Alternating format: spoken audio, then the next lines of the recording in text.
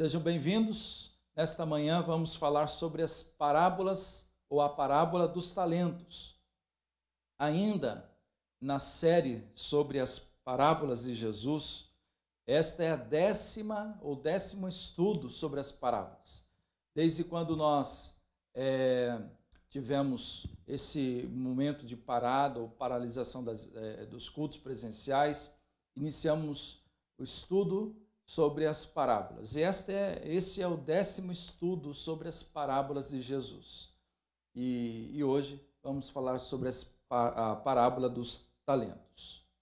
Bem, esse texto está registrado no Evangelho de Mateus, capítulo 25, versículo 11 ao versículo 30. Versículo 14, não é o 11, versículo 14 ao 30. Ali no projetor colocamos errado. É o versículo 14 ao 30. Esse texto diz assim: O reino do céu é como um homem que ia fazer uma viagem. Ele chamou os seus empregados e os pôs para tomarem conta da sua propriedade. E lhes deu dinheiro de acordo com a capacidade de cada um. Ao primeiro deu 500 moedas de ouro, ao segundo deu 200 e ao terceiro deu 100. Então foi viajar. O empregado que tinha recebido 500 moedas saiu logo, fez negócios com o dinheiro e conseguiu outras 500. Do mesmo modo, o que havia recebido 200 moedas conseguiu outras 200.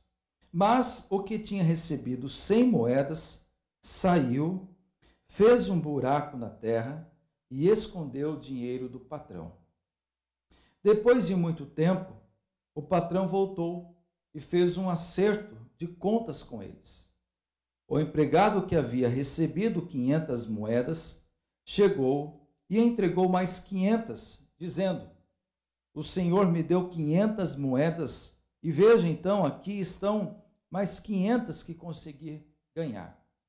Muito bem, empregado bom e fiel, disse o patrão. Você foi fiel negociando com pouco dinheiro, e por isso vou pôr você para negociar com muito. Venha festejar comigo. Então o empregado que havia recebido 200 moedas chegou e disse: O senhor me deu 200 moedas. Veja, aqui estão mais 200 que consegui ganhar. Muito bem, empregado bom e fiel, disse o patrão. Você foi fiel negociando com pouco dinheiro, e por isso vou pôr você para negociar com muito. Venha festejar comigo. Aí o empregado que havia recebido 100 moedas chegou e disse: Eu sei que o senhor é um homem duro, que colhe onde não plantou e junta onde não semeou. Fiquei com medo e por isso escondi o seu dinheiro na terra. Veja, aqui está o seu dinheiro. Empregado mau e preguiçoso, disse o patrão. Você sabia que colho onde não plantei e junto onde não semeei. Por isso você deveria ter depositado o meu dinheiro no banco e quando eu voltasse, o receberia com juros. Depois virou-se para os outros empregados e disse: Tirem dele o dinheiro e deem ao que tem 1000 moedas, porque aquele que tem muito receberá mais, e assim terá mais ainda. Mas quem não tem, até o pouco que tem será tirado dele. E joguem fora, na escuridão, o empregado inútil. Ali ele vai chorar e ranger os dentes de desespero. Vamos orar juntos, pedindo a graça de Cristo sobre a nossa vida? Senhor, nós queremos nesta manhã te exaltar, te agradecer pela tua misericórdia, pela tua bondade, pelo teu amor, sustentando nossas vidas. A nossa e a vida de cada irmão e irmã que está conosco. Pedimos a tua misericórdia, Senhor, sobre nós nesse momento em que, ao lermos a tua palavra, queremos agora refletir, queremos aprender do Senhor. Pedimos que o teu Espírito Santo nos ensine, abrindo nossa mente, nosso coração, dando-nos a capacidade de discernir qual é a tua vontade para a nossa vida, para a tua igreja, para o teu povo e para a vida do mundo. Assim nós dependemos do teu amor, da tua graça e do teu Espírito. No nome de Jesus nós oramos. Amém. Irmãos, esse texto que lemos, a parábola dos talentos, faz parte do capítulo 25, quando Jesus inicia o capítulo com as parábolas, ou a parábola das 10 virgens.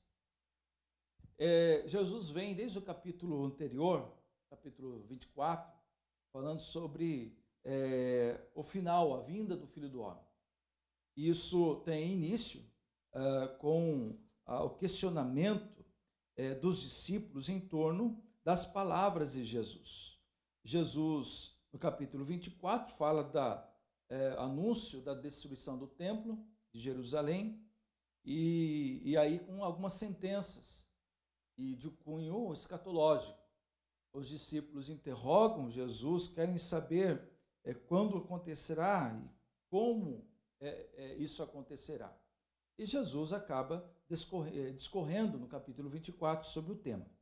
Capítulo 25, agora ainda tendo como um papel de fundo a volta, o retorno do Filho do Homem, tendo como papel principal aqui a escatologia, o escatom, as últimas coisas.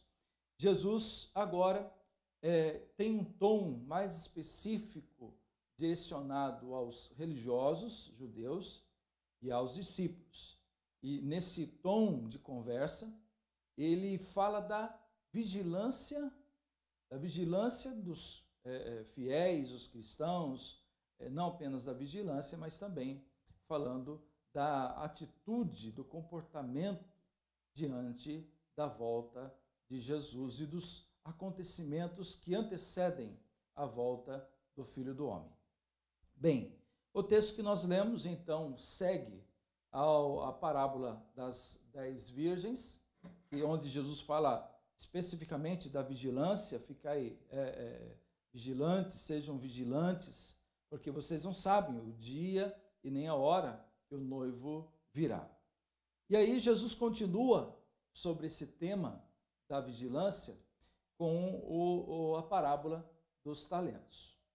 A ideia principal aqui, e a gente poderia refletir nisso, se no capítulo 25, na parábola das 10 virgens, Jesus exorta a vigilância.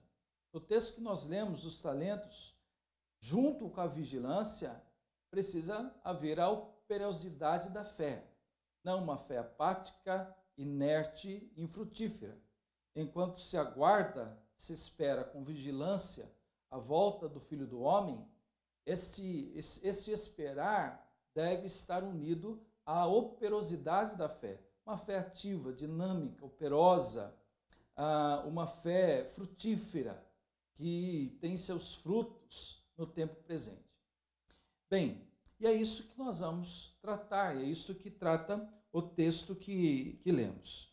Depois desse tema da vigilância, que é a nota-chave da primeira parábola do capítulo 25, agora a questão da diligência, ser diligente, ativo, na atividade da fé. Se na história sobre as 10 virgens há uma exortação para a vigilância, na história sobre os talentos, a igreja é conclamada a trabalhar, Eu acredito que seja esse um fator principal para os nossos dias, enquanto se espera com os anúncios e acontecimentos que têm surgido em nosso tempo, enquanto se espera com vigilância, olhando para os fatos, acontecimentos que demonstram essa antecipação da volta de Jesus, é preciso que a igreja também trabalhe. Bem, a viagem que Jesus fez quando voltou para o céu até o seu retorno é realmente longa. E esse é o tom da conversa das duas parábolas. Eu quero fazer sempre essa ligação da parábola das 10 virgens com a parábola dos talentos. Porque as duas parábolas contadas por Jesus, elas se assemelham muito. E um ponto principal de semelhança dessas duas parábolas é a demora, ou seja, a demora do noivo e a demora do patrão. Não se sabe quando voltará, não se sabe que dia, não se sabe a que horas voltará tanto o patrão quanto o noivo. E aí esse é o fator principal que nós temos aqui. Não se sabe o dia e não se sabe também a hora. A palavra talento que nós temos aqui, para a palavra talento, ela reflete, na verdade, não se refere a uma habilidade, a capacidade humana de criação, de dons, enfim, mas se refere à unidade de peso. No Antigo Oriente, talento ou um talento era equivalente a uma unidade de 35 quilos. Então, quando o patrão ele entrega talentos aos seus empregados, na verdade, ele está entregando uma barra de ouro, ou poderia ser uma barra de prata ou uma barra de bronze. Estas barras, um talento, e referia-se a 35 quilos. Então, tratava-se de um valor exponencial, muito grande. A linguagem de hoje, a Bíblia, a linguagem de hoje que eu li, ele já transporta a palavra talento para moedas. Ao primeiro, o patrão deu 500 moedas de ouro. Ao segundo, deu 200 moedas de ouro. Ao terceiro, deu 100 moedas de ouro. Então, já ele coloca de uma forma muito mais clara para o leitor principiante, né, das Escrituras, e não sabendo que se trata o talento. Então, o talento se refere a uma barra, e aqui é a barra de ouro, que pesa 35 quilos. Então, é um valor exponencial, muito grande. Então, o tema principal dessa parábola é como nós administramos esses valores, os bens que o Senhor nos confiou. O tema poderia tratar, então, sobre a mordomia do cristão. A gente sabe que o mordomo é aquele que serve, aquele que está atuante numa casa, casas de rico, né? Pessoas muito ricas, e a gente vê isso em novelas, em filmes, em séries. Mordomos são aqueles empregados encarregados da administração da casa. É eles que fazem a compra do mês, é eles que suprem as necessidades mais básicas, desde a faxina, a limpeza, a jardinagem, a compra, as refeições. É o administrador de uma casa. O texto fala que nós somos, nesta mordomia divina, administradores dos bens do Senhor.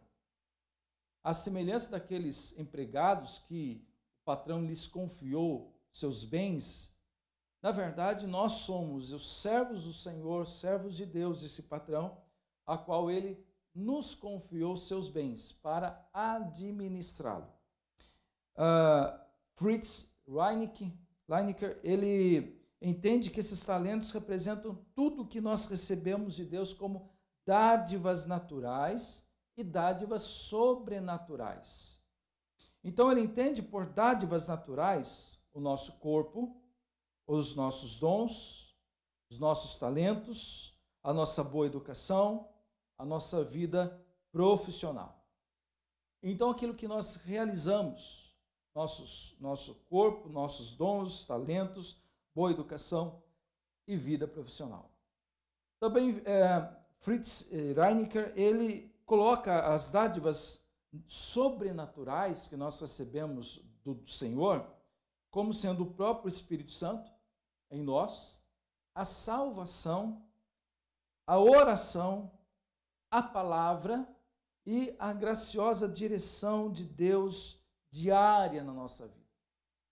Então, o texto pode ser dividido assim: a distribuição dos talentos, versículos 14 e 15, o diversificado feito dos talentos, os versos 16 a 18, a prestação de contas quando do regresso do Senhor, e aí nós temos os versos 19 a 27, e a lição ensinada, os versos 28 a 30. Pois bem, o que nós temos aqui? Os ouvintes de Jesus são praticamente dois grupos, os fariseus e os discípulos. E poderíamos colocar os discípulos, não só os 12, mas outros que seguem Jesus, vêm desde de Cafarnaum, nessa trajetória final de Jesus adentrando em Jerusalém. Então nós temos os fariseus representando aqui os religiosos judeus, a religião judaica, os religiosos e os seguidores de Jesus. Então esses são os ouvintes dessas parábolas, e especialmente esta que nós lemos, a parábola dos talentos. No enredo desta parábola, temos um patrão, aqui representando a figura de Deus, temos os seus empregados, três grupos, né, dividido em dois grupos, aqueles que são fiéis e aqueles que não são fiéis. Aqueles que foram operosos na sua fé, uma fé operosa, prática, uma fé que trabalha, e temos do outro lado os infiéis, que são os preguiçosos, aqueles que não labutaram pela fé, aqueles que não foram operosos na sua fé. Então nós temos no enredo o patrão que distribui seus bens aos seus empregados. Desses empregados temos dois grupos, os que foram fiéis e aqueles que não foram fiéis. Temos, por fim, a volta do patrão, depois de um longo período. Vem ele agora acertar contas com seus empregados. Há aqueles que foram fiéis, o patrão os parabeniza e os convida para festejar. E aqueles que foi infiel, o patrão o exorta, o corrige e, sobretudo, esse é condenado à morte, é condenado ao fogo, ao lugar onde há escuridão, onde há choro, onde há ranger de dentes, onde há desespero, como nós lemos nesse texto. Pois bem, qual o lugar histórico da parábola? Bem, o lugar histórico está presente nas parábolas ou nos ditos de Jesus com respeito à vinda do Filho do Homem, ao que antecede a vinda do Filho do Homem, os acontecimentos, e ao destino futuro dos fiéis e dos infiéis, daqueles que perseveraram e foram operosos na fé e aqueles que não perseveraram, aqueles que foram preguiçosos na fé. Outra questão, o que aprendemos nesta parábola? E aí, o fator principal é a questão do administrar os recursos que recebemos do Senhor. E a pergunta que fazemos então, e é necessário fazer essa pergunta, é: como administrar os recursos que Deus colocou em nossas mãos? Como administrar os recursos que Deus colocou em nossas mãos? E aí nós temos algumas lições que aprendemos nesse texto ou a partir desta parábola. A primeira lição é: o Senhor lhe confiou os seus tesouros. Ou seja, é preciso reconhecer o Senhor como aquele que confiou a nós os seus bens, confiou a nós os seus tesouros. O Senhor é o dono dos bens. Ausenta-se então do país e confia os seus tesouros aos seus empregados. E aqui nós podemos entender o privilégio que é para nós, que é e que foi na parábola, no contexto da parábola, e ao Jesus contar essa parábola, os seus ouvintes, fariseus, os seus discípulos, as pessoas que o seguem, ao ouvir a parábola, poderia refletir sobre o privilégio de sermos chamados para administrar os recursos que o Senhor nos dá, de administrarmos os bens que Deus nos confiou, os tesouros que Deus nos confiou. Então, quando Jesus conta essa parábola, automaticamente os seus ouvintes e nós hoje deveríamos ter como privilégio ter esse cuidado em nossas mãos, de administrar os bens, os tesouros do Senhor. Da honra de sermos objetos de confiança. Deus nos confiou. E não foi pouco. O texto diz que era um valor exponencial. 500 moedas de ouro, 200 moedas de ouro, 100 moedas de ouro. Valor exponencial. Bem, e além disso, a pura generosidade do Senhor em confiar às nossas mãos esses tesouros. O Senhor, sendo generoso conosco, também não deixa de ser justo conosco, uma vez que confia seus talentos, seus tesouros, a cada servo de acordo com a sua capacidade. Quando Deus nos confia algo, Ele nos confia de acordo com a nossa capacidade. A um deu 500 moedas, a outro deu 200 moedas e ainda a outro deu 100 moedas. De acordo com a capacidade. Quando Deus nos confia os seus bens, seus talentos, seus tesouros, Ele nos confia, nos entrega isto, sabendo que somos capazes de administrar.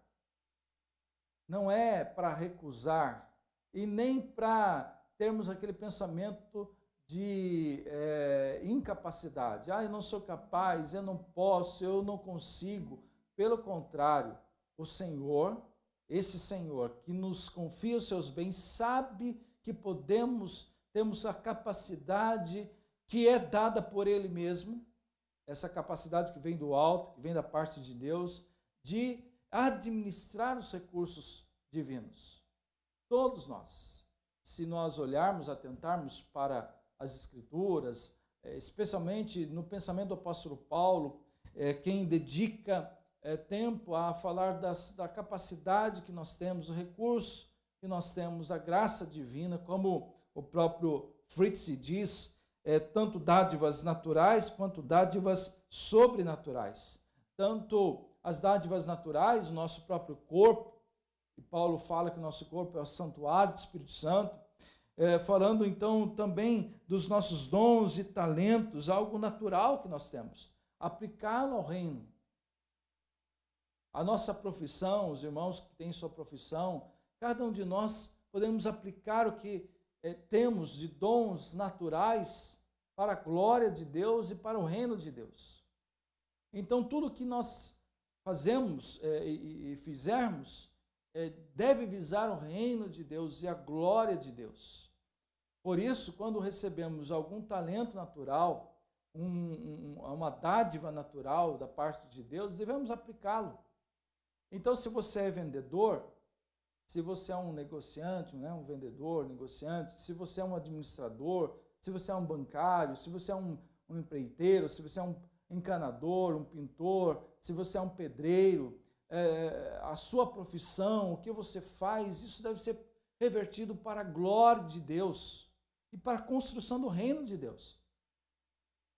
Então, o que fazemos, só fazemos porque é uma dádiva natural que recebemos do Pai, que recebemos de Deus, que recebemos do patrão, e devemos administrá-los para o patrão, não para nós mesmos. Nós não somos o fim para o qual os talentos, os dons, a capacidade que recebemos deve ser destinado. Não é para nós mesmos, embora nós usufruamos dos recursos, das dádivas naturais que recebemos de Deus, mas o objeto final do que nós recebemos é o próprio Senhor, é o próprio Deus.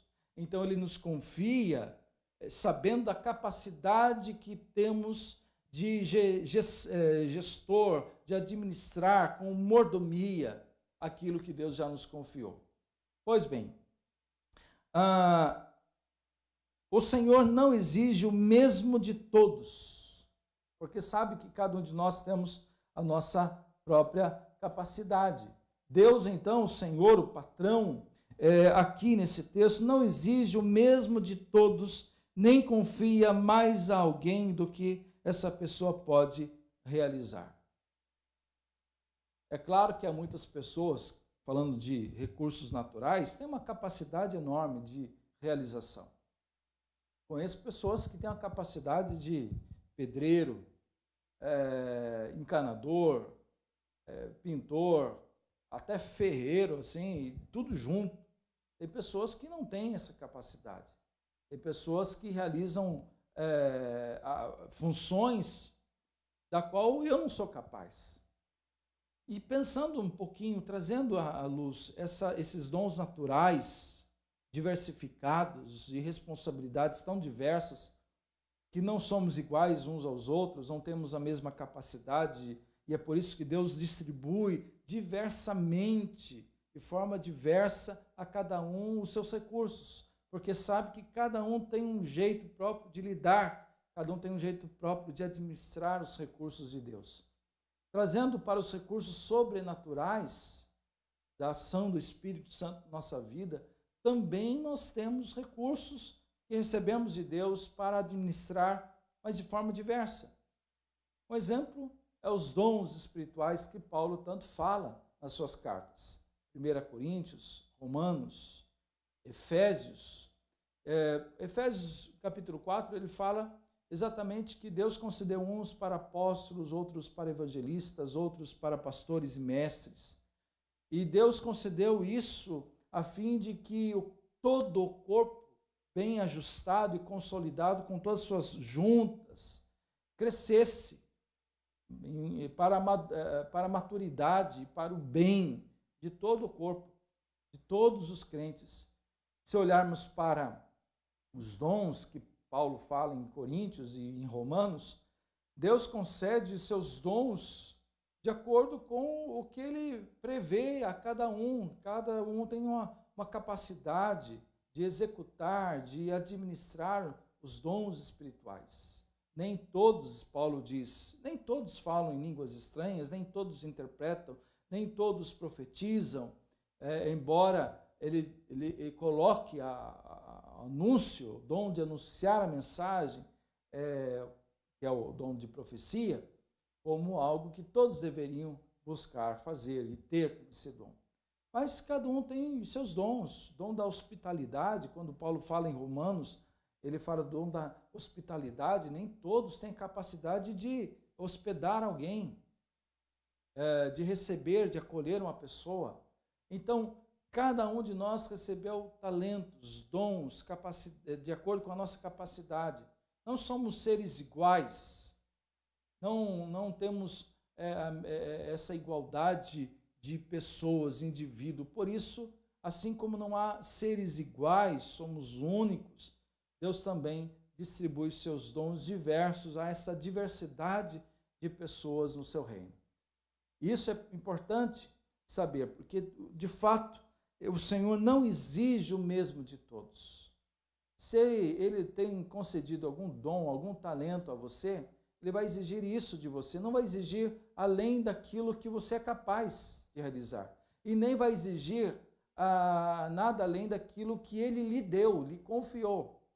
Quando o patrão volta, depois de um longo tempo, o texto diz que ele vai acertar contas com os empregados, com respeito àquilo que ele havia lhes confiado.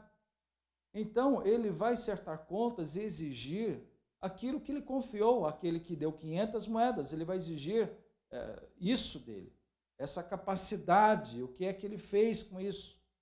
Não vai exigir do que ele lhe confiou 100, o mesmo que lhe confiou àquele outro que confiou 500. Nem aquele que confiou 200 moedas, ele vai exigir 500, a mesma responsabilidade que deu àquele que confiou 500 moedas. Então, o Senhor exige nada mais do que aquilo que lhe confiou e sabe a capacidade que temos de administrar os recursos que recebemos do Senhor. Bem, Deus nunca então nos cobrará além daquilo que Ele mesmo nos deu. Ele não exigirá de nós além da nossa capacidade. A segunda lição que aprendemos nesse texto é: trabalhe com zelo e fidelidade para honrar o Senhor. Trabalhe com zelo e fidelidade para honrar o Senhor. E aqui os versos 19 ao verso 23 tratam exatamente disso. Você demonstra sua fidelidade multiplicando os recursos que o Senhor colocou em suas mãos. Você demonstra sua fidelidade multiplicando os recursos que o Senhor confiou, colocou nas suas mãos. Os versos 20, 21, primeira parte, 22 ou 23, a primeira parte do verso, fala exatamente isso. Do Deus que pede de nós zelo e fidelidade, multiplicando os recursos. Nós falamos de recursos naturais, dádivas naturais e dádivas sobrenaturais. Repetindo um pouquinho aqui para recordarmos, Fritz diz das dádivas naturais, sendo nosso corpo, dons, talentos, a nossa boa educação, a nossa vida profissional. Primeiro, sobre essas dádivas naturais, o que o Senhor quer é que multipliquemos esses recursos. O zelo com o nosso corpo, fidelidade nos dons e talentos, a nossa boa educação, a nossa vida profissional. Podemos multiplicar isso? Podemos. Podemos multiplicar isso? Podemos multiplicar. Um exemplo são os dons e talentos. Nós podemos multiplicar esses dons e talentos na vida do outro. Não é ter um dom confinado a mim mesmo. Eu não sou o fim em si dos recursos, dos dons naturais que Deus me confiou. Eu preciso, então, multiplicar. Como eu posso multiplicar? Multiplicar na vida do outro. Se você tem um dom, o dom, por exemplo, falei de hospitalidade, você pode aplicar esse dom sendo hospedeiro. Se você tem o dom da ajuda, que é um dom espiritual, Paulo fala em Romanos, você vai multiplicar esse dom ajudando outras pessoas. Então veja que os dons são diversos, variados, dados a cada um de nós, segundo a nossa própria capacidade, e podemos multiplicar esses dons aplicando na vida do outro. Então é dessa forma que nós vemos que o trabalho com zelo e fidelidade para honrar o Senhor, ao multiplicarmos os recursos, os dons e os talentos que recebemos. Se você, por exemplo, pode ensinar alguém a tocar um instrumento, ou você pode ensinar alguém a uma profissão, você pode ensinar alguém alguma coisa. Então, é um talento natural que você tem, que você pode multiplicar na vida de outras pessoas. No mundo antigo, especialmente no mundo, no contexto oriental, é comum até ser uma filosofia de vida. Você partilhar conhecimento, partilhar sabedoria. Então, você partilha seu conhecimento com outras pessoas, se tornam o seu aprendiz. E aí a questão é, o que nós temos feito com os dons, com os talentos, com os recursos naturais, as dádivas naturais que recebemos de Deus? Sendo um profissional, tendo algum dom, alguma habilidade, você tem multiplicado isso com zelo e fidelidade? E ao multiplicar isso na vida de outras pessoas, você estará honrando o Senhor, honrando o patrão que lhe confiou os seus recursos, que lhe confiou os seus bens, que lhe confiou as suas dádivas. Mas também Fritz diz das dádivas sobrenaturais que recebemos do Senhor. Ele aponta estas dádivas como sendo o próprio Espírito Santo em nós, a salvação, a oração, a palavra e a graciosa direção divina em nosso dia. em nosso dia a dia, a direção de Deus todo dia em nossa vida. Mas eu quero me reportar aqui, vamos colocar 3 coisas: salvação, palavra e oração. Como podemos multiplicar esses recursos, as dádivas sobrenaturais de Deus? Com respeito à salvação, é desejar a salvação de outras pessoas. Procurar que outras pessoas sejam salvas, que conheçam a graça de Jesus, a obra da cruz e da ressurreição. Como eu posso multiplicar essa dádiva? Multiplicando essa mensagem aí, a palavra, multiplicando essa palavra da mensagem da cruz, como tanto Paulo fala da mensagem da cruz, multiplicando essa palavra na vida de outras pessoas. E hoje nós podemos multiplicar essa palavra de maneiras mais diversas. Pessoalmente, através de uma conversa, através de uma mensagem de texto, através do compartilhamento, por exemplo, aqui de uma rede social, de uma transmissão, de um culto, de um estudo bíblico, de uma música. Como podemos também multiplicar esse talento, essa dádiva sobrenatural de Deus a nós, também na oração. Podemos orar uns pelos outros, orando pelos que sofrem. Esse é o foco, a chamada da nossa igreja, todos os dias a meio-dia. Por esta causa me ponho de joelhos. E todo dia, se você tem um aplicativo da IPI do Brasil no seu celular, todo dia tem lá um aviso, no momento da meio-dia, de se colocar de joelhos, e ali há alguns motivos de oração. A oração é a dádiva divina, sobrenatural, que podemos multiplicar na vida de outras pessoas através da oração. Então, vejam, queridos, que precisamos trabalhar com zelo e fidelidade para honrar o Senhor. O patrão virá um dia, pode tardar. Podemos, à semelhança desse contexto do capítulo 25, achar que tanto o noivo quanto o patrão vai demorar para vir. Contudo, irmãos, não sabemos o dia e nem a hora. Então, enquanto não sabemos nem o dia nem a hora que o patrão virá, trabalhe com zelo e com fidelidade os recursos da graça que Deus tem confiado a você para honrar o patrão, para honrar o Senhor. Quando ele vier, é isso que ele vai exigir de nós. Se nós multiplicamos na vida de outras pessoas os recursos que dele nós temos recebido. Terceira lição que aprendemos aqui: não seja negligente com os recursos do Senhor.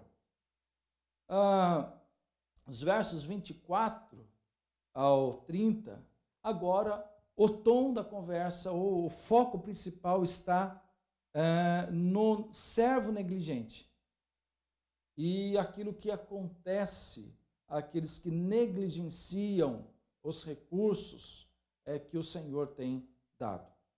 O servo mau, e é a expressão que o próprio patrão chama o terceiro servo de mau e negligente. A palavra negligente é traduzida na linguagem de hoje, a Bíblia, a linguagem de hoje, como preguiçoso. Barbaglio, que é um comentarista bíblico, ele fala exatamente que nós temos nesse texto, nessa parábola, nós temos aqui o contraponto daqueles que são operosos, que é o preguiçoso. Nós temos a fé ativa, os crentes operosos, que trabalham, que multiplicam os recursos que Deus lhes confiou na vida de outras pessoas. E, por outro lado, nós temos os preguiçosos, que recebem dons naturais e sobrenaturais de Deus, mas temendo, acabam guardando para si. A ideia de esconder o talento, esconder o dinheiro, a ideia de esconder os recursos, as dádivas de Deus, a ideia de esconder para si. Só ele sabe onde está, só ele pode administrar.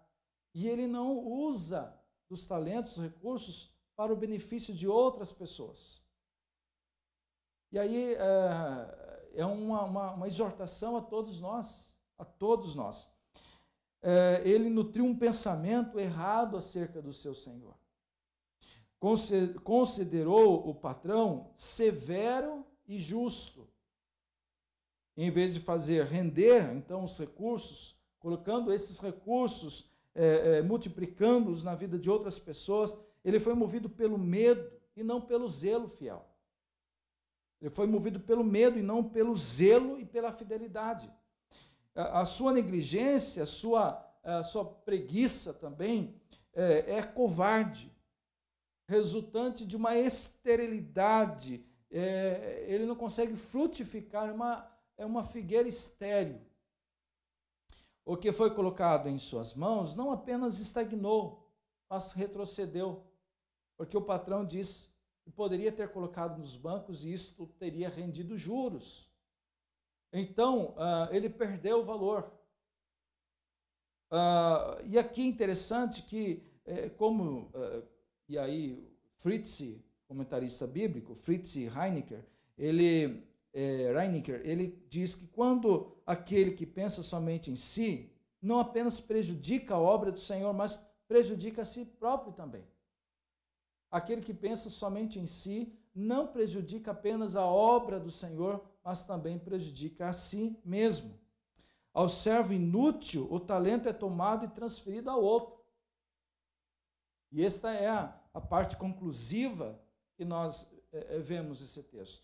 Ao servo inútil, o talento, os recursos divinos, o tesouro é tomado e transferido ao outro.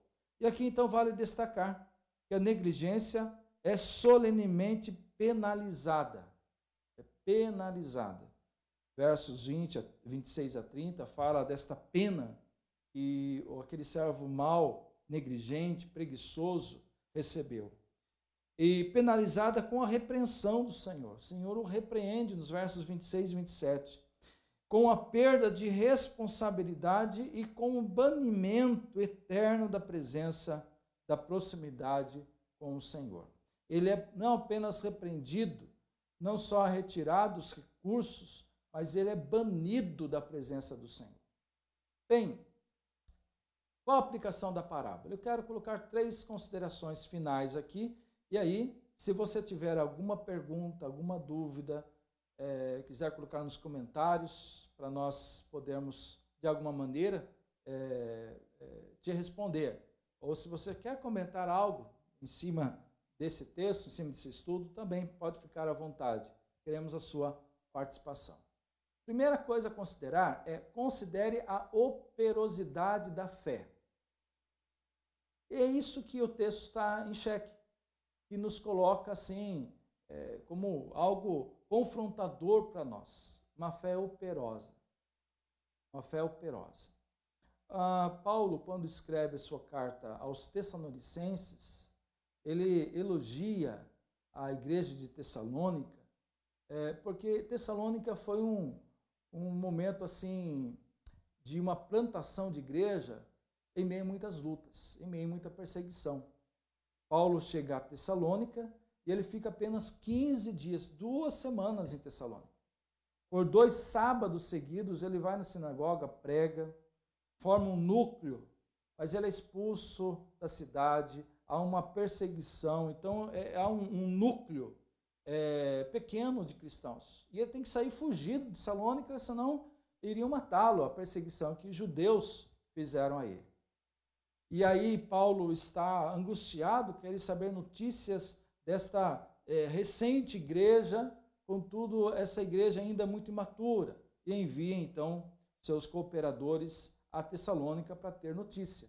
E quando recebe a notícia desta igreja, Paulo ele fica aliviado e ao mesmo tempo muito feliz e grato a Deus, porque muito embora sendo cristãos muito imaturos, ainda iniciantes na caminhada, embora não tendo tempo mais do que apenas 2 semanas ter ficado com Paulo, ele fala da operosidade, elogia a igreja de Tessalônica, os cristãos de Tessalônica, por causa da operosidade da fé deles e do amor abnegado daquela igreja. Operosidade. uma fé ativa. Então, a primeira coisa a considerarmos como aplicação desta parábola a nós é considerar a operosidade da fé. Quanto tempo você é cristão? Há quanto tempo?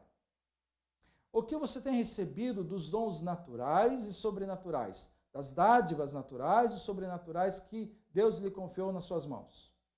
Você tem aplicado ao reino? Você tem multiplicado isso na vida de outras pessoas? Ao multiplicar as dádivas, os tesouros, os recursos divinos na vida de outras pessoas, então isso é demonstrado a fé operosa, ativa que você tem. Operosidade da fé. Mas a segunda coisa a considerarmos aqui, considere o repúdio do Senhor à preguiça. Ao mesmo tempo que devemos considerar a operosidade da fé, devemos também considerar o repúdio do Senhor à preguiça. O Senhor repudia o preguiçoso, chamando ele de negligente e um servo mau. Sei, e eu acredito, que você recebeu algum dom sobrenatural, alguma dádiva sobrenatural e uma dádiva e dádivas naturais. Você deve ser um bom profissional, você deve ser, de repente, um bom aluno, você bom estudante, você deve aplicar-se a alguma coisa que lhe interessa, que você sabe fazer bem. Você tem multiplicado isso? Isso que você tem feito, dá para multiplicar em outras pessoas, na vida de outras pessoas, as suas dádivas sobrenaturais que você recebeu da graça de Deus, a salvação, a oração, a palavra, a ação do Espírito Santo, o cuidado de Deus diário sobre a sua vida, você pode multiplicar isso na vida de outras pessoas? Ou você tem feito, o que você tem feito com esses recursos é destinado à vida de outros ou para si mesmo? Você não é o fim dessas dádivas divinas. Não é só para você usufruí-las, é para você aplicá-las. Porque à medida que nós aplicamos as dádivas divinas, os recursos dos céus na vida de outras pessoas, nós também estamos sendo pessoas que estão usufruindo disso. Se você não multiplica isso na vida de outras pessoas, o Senhor virá e também tratará você com repúdio. A questão da sua preguiça, da sua negligência, da sua infidelidade. Irmãos, eu considero esse tempo nosso agora, nesse contexto que nós estamos vivendo, um campo fértil para que você e eu, todos nós, venhamos aplicar as dádivas, os recursos divinos na vida de outras pessoas. Você é um profissional, você pode ensinar alguém, ter um jovem aprendiz, um discípulo do seu lado, para ensinar. Não podemos apenas, não é questão apenas de ensinar Bíblia, você pode ensinar Bíblia, devemos ensinar, discipular na espiritualidade, na palavra de Deus, mas talvez algo natural, um dom que você tenha, um talento, uma habilidade, seja no cunho profissional, da sua vida profissional, do seu conhecimento, ou da sua cultura, da arte, algo que você possa compartilhar, multiplicar isso na vida de outras pessoas. Você não é o fim exclusivo para o qual Deus colocou às suas mãos esses recursos divinos. É para você tratar como não seu, mas de Deus. O recurso, os talentos não eram dos servos, eram do patrão. Tenha consciência disso. O teu conhecimento, a tua habilidade, os teus talentos, os seus dons, os teus recursos, até financeiro, não são propriamente seu, é do reino, é de Deus. E Ele vai exigir isso de você. Vai exigir não apenas que você devolva aquilo que Ele deu, mas vai exigir que você tenha multiplicado isso na vida de outras pessoas. Considere o repúdio do Senhor à preguiça. E nesse tempo que nós estamos vivendo, temos o campo fértil e o grande desafio de multiplicar isso. Terceiro, considere a volta de Cristo. Porque o final de tudo, do capítulo 25, é levar a nossa mente, nosso coração a pensar com eficácia sobre a volta de Cristo. Pensavam que iria tardar. Tanto é que a comunidade de Mateus, quando recebe esse texto, essa parábola, eles estão assim, já negligentes com respeito à volta de Jesus. Já não achavam assim que Jesus viria tão breve, porque Jesus está demorando para voltar. Esse tipo de pensamento afrouxa a nossa fé, afrouxa a nossa espiritualidade, afrouxa a nossa esperança. Então afrouxa nosso sentimento de amor, de apego, afeição à palavra de Deus, a Jesus, e a grande expectativa que temos da sua volta. Ao mesmo tempo que esse pensamento da demora de Jesus voltar afrouxa a nossa atuação no mundo. A multiplicação das dádivas divinas na vida do mundo, na vida das pessoas. Então, aí começamos a ter a paralisia da operosidade da fé. Já a nossa fé já não é tão operosa mais. Começamos a postergar, colocando outras pessoas, a outra pessoa pode fazer aquilo por mim. Eu tenho uma habilidade, eu tenho um talento natural, mas aquela outra pessoa pode fazer isso por mim. Ah, já estou velho, né? Vou pendurar a chuteira, é uma frase que a gente fala, né? Vou aposentar. Outra pessoa pode fazer isso por mim. Não. Deus deu recursos para você, de acordo com a sua capacidade. O outro recebeu o seu próprio recurso, de acordo com a capacidade dele. Então, considere a volta de Jesus. Talvez um dos fatores que nós temos perdido ao longo do tempo da nossa vida cristã é deixar de considerar a volta de Cristo. Ao considerarmos a volta de Cristo, então vamos considerar que, de fato, Deus, o patrão, é justo e correto. E quando voltar, Ele vai prestar contas. Ele vai exigir que você preste contas. Vai exigir que você apresente a Ele os recursos que Ele deu a você. Vai exigir que você tenha multiplicado esses recursos na vida de outras pessoas. E daí? O que apresentaremos ao Senhor? Notem que a expressão que pontua nesse texto é esta expressão repetida 2 vezes. Muito bem, empregado bom e fiel. Muito bem, empregado bom e fiel. Venha festejar comigo. E o último, ele diz, empregado mau e preguiçoso, mau e negligente. Joguem ele fora, na escuridão, esse empregado inútil. Ali ele vai chorar e ranger os dentes de desespero. Deus nos abençoe, a sua palavra nos abençoe grandemente. Então vamos abrir para perguntas e respostas. Bem, nós temos aqui uma palavra do Marco Capoeira. Ele diz assim, outra observação é a seriedade dessa parábola em relação à cobrança futura pelo Senhor e as consequências, a salvação ou perdição. De fato, ele termina, né, Marcos, com essa palavra um tanto dura, né, difícil. A gente gosta muito da graça, né, do amor de Deus, porque é mais fácil. Agora, talvez o esperar a volta de Cristo traz um efeito assim para uns de alegria, para outros um pouco de medo.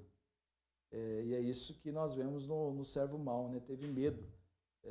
Que Deus o patrão era severo, o patrão era justo, mas de fato há uma seriedade, sim, né, com respeito à vida cristã, à fé, aos recursos que Deus nos tem dado, ele há de cobrar exatamente, né? Cobrança virá. Né? Como tem um irmão aqui da igreja que diz, a fatura vem, então a fatura virá. Mais alguém tiver alguma pergunta ou alguma consideração, pode colocar aí nos comentários que nós vamos estar respondendo. Também o Marco coloca, infelizmente, muitos negligenciam esses talentos recebidos e não usam para que o nome de Deus seja glorificado, e usam para a sua própria glória, para o seu próprio engrandecimento e fama. Eu pensando agora com respeito a isso, a gente vê hoje muitos cantores que saem do mundo secular, né, MPB e outros, e vão para o mundo gospel. E eu acho assim, tem muita gente que tem bons talentos e, em vez de aplicar no reino, e são crentes, em vez de aplicar no reino, falando talento musical, um exemplo, aplicam para a vida mundana. O que o texto diz é que os talentos que nós recebemos, devemos aplicá-los, todos eles, no reino, para o reino. E, infelizmente, talvez esse é a grande questão do nosso tempo, né? As pessoas recebem habilidades e talentos e não os usam para o reino de Deus. Então, tudo que nós recebemos de Deus, Ele vai cobrar de cada um de nós. Você pode ser um pedreiro, você tem que ser o melhor pedreiro. E isso ser um testemunho à graça de Deus. Se você é um pintor, você tem que ser o melhor pintor. Se você é um arquiteto, tem que ser o melhor arquiteto para o reino. Procurar ser o melhor. Se você é um médico, você tem que procurar ser o melhor médico. Se você é um enfermeiro, você tem que aplicar a ser o melhor que puder. Se você qualquer outro na área profissional, seja qualquer área, você tem que aplicar para ser o melhor. Não para si mesmo, não para o seu engrandecimento. Embora os resultados sejam melhor, claro que virá, você pode ser promovido no local onde se trabalha, você pode até ganhar mais. Contudo, embora nós possamos usufruir desses recursos, da nossa habilidade de aplicar na vida de outros, aplicar no mundo, sobretudo, devemos fazer considerando o que é para o reino. E os recursos que temos não são propriamente nossos, mas são de Deus, e devemos multiplicá-los na vida de outras pessoas. Assim, nós vamos encerrar nosso momento, nosso estudo. Deus abençoe cada um dos irmãos que estiveram conosco nesse tempo. Deus abençoe grandemente. Nossa oração, que você possa ser muito abençoado por Deus e você possa, com sabedoria, aplicar os talentos que você recebeu da parte do Senhor. Aplicá-lo não para o seu próprio bem, embora você seja um dos beneficiários, mas, sobretudo, aplicar na vida de outras pessoas, multiplicando os recursos que Deus, os tesouros que Deus deu a você.